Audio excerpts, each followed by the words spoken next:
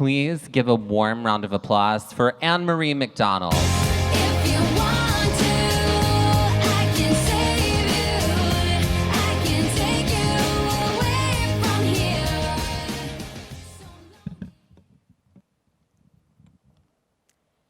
Time is a gift.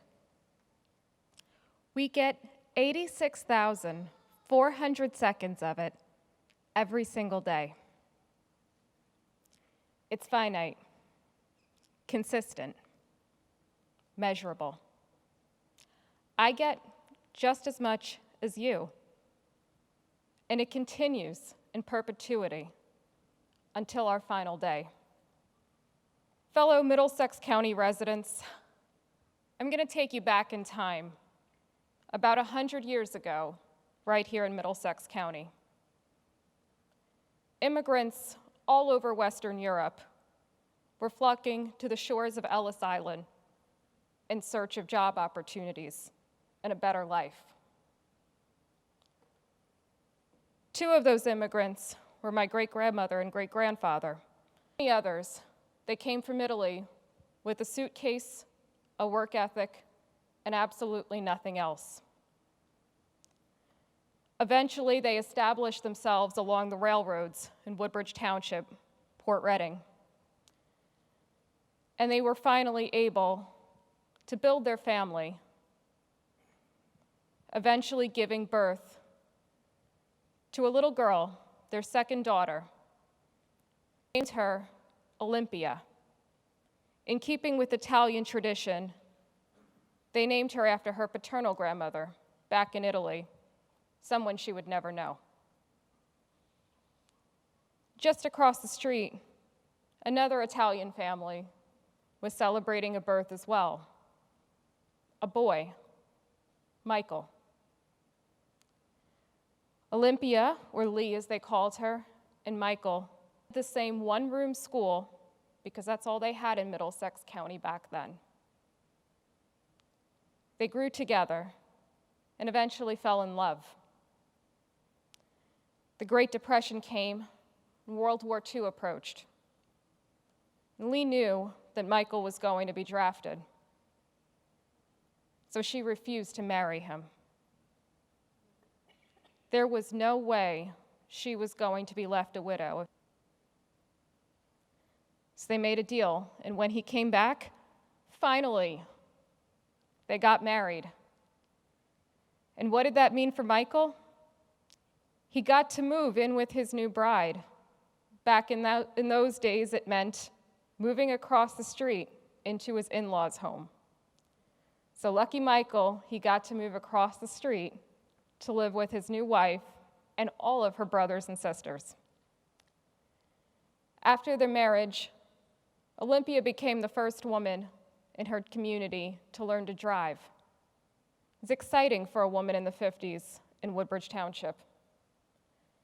They had 2 daughters and 2 granddaughters. And for the next 67 years, they did not spend a single day apart. At the same time, health began to worsen. They had done so much together. They had buried a child together. And Olympia couldn't accept that eventually cancer was going to take him. She cried and cried so much that she came down with pneumonia. Destination, Raritan Bay Medical Center. Diagnosis, Michael was adjusting to spending time in his home without Olympia, knowing that his final days were approaching. And then he took a turn for the worse. Only his doctor didn't have privileges at Raritan Bay Medical Center because he needed more specialized care. He was an oncology patient. Destination, Robert Wood Johnson University Medical Center in New Brunswick. They were each hospitalized.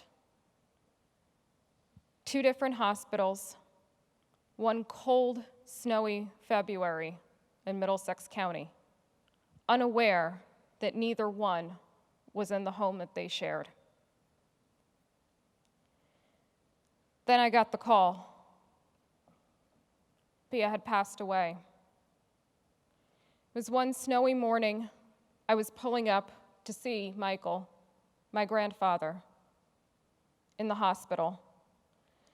And the valet said to me, "Do you believe in miracles?" And I knew my grandmother had just died and my grandfather was struggling, and how on earth was I going to talk to him? How could I tell him that Grandma died? I thought about what the valet said, and I went up to see my grandfather. And I could tell that his mind was somewhere else. It was on me, and he looked at me and said, "I'm going to die tonight." 32 hours later, he took his last breath. The time they spent together, 94, 95 years, were entirely with. The reason they survived as long as they did against inseparable odds is because they brought out the best in one another. So I ask you tonight, think about it. Time is a gift, not as a guarantee. Who did you spend the most time with today? I want you to think about that. Not who did you text the most today? Who did you spend the most time with? Does that person make you a better person? Do you make that person a better person? Do you bring out the best in one another? Will they tell your story 100 years? Thank you.